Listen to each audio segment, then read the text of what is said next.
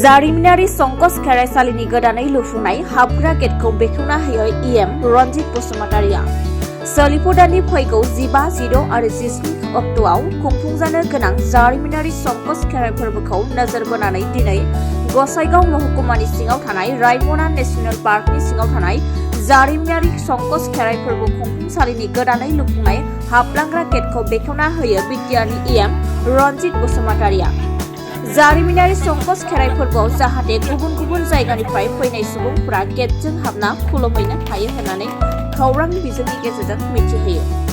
दिनैनि बे हाबाफारियाव बेखेवगिरि महरै बाहागो लाफैदोंमोन बिटिआरनि इएम रनजित बसुमतारिजों लोगोसे सोमनाथ नार्जारी, लकनाथ नार्जारी, दीपक बसुमतारी, जगत बिप्र नार्जारीजों लोगोसे गुबुन गुबुन बिबानाव थानाय दैदेनगिरिफोरखौबो बाहागो लानाय नुनो मोननाय जायो।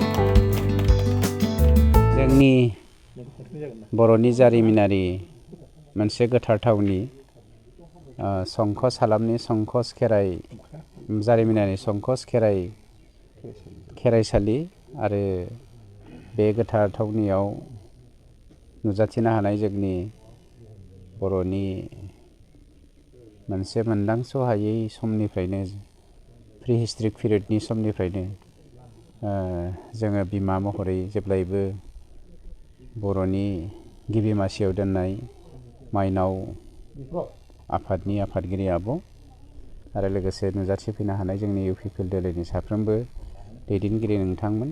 दिनैनि बे खेराइसालिनि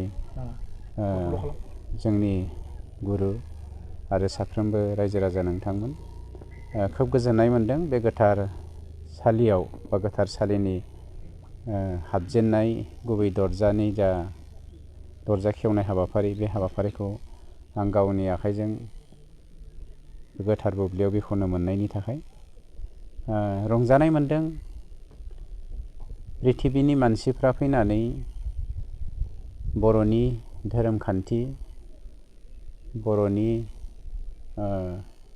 अस्ट्रलजि जा बिद्दा, बे बिद्दाखौ हाजार हाजार बोसोरनि सिगांनो सोलोंनो फैयोमोन आरो मोनसे समाव मिरु जिरु जानानै गोमालांहां जादोंब्लाबो दिनै बर' हारिया बेफोरबायदि गोथार थानसालिफोरखौ बासायनानै लाखिनो हादों। जोंनि सरकारा जेब्लायबो बेफोरबायदि गोथार हाबा हुखाजों सोमोन्दो लाखिबाय थागोन। हारि दानाय आरो समाज बेबस्थाखौ जौगाहोनायजों लोगोसे जोंनि जा मावनांगौ हाबाफारि बेखौ जों जेब्लायबो मावलांबाय थागोन। नंखायनो दिनै बे गोथार खेराइसालियाव जोंनि सरकारनि जानानै आंनि डिपार्टमेन्टनिफ्राय आं स्पेसियेलि जेरावहाय बेवहाय जोङो खामानि मावबोबाय थानायाव जेंना जाबाय थायो, बेखायनो 1.5 किल'मिटार सलार फेन्सिं नै बावैसोनिफ्रायनो मावना होगोन होननानै आं फोरमायथिनाय होनाय जाबाय।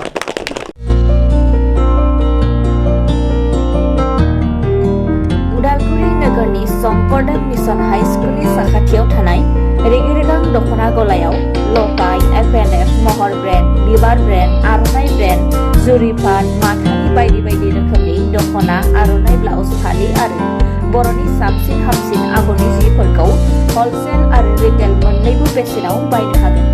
बेनि थाखाय नोंथाङा 7896313108 एबा 8471820909 जानबुं नाम्बाराव सुलाद लानो हागोन।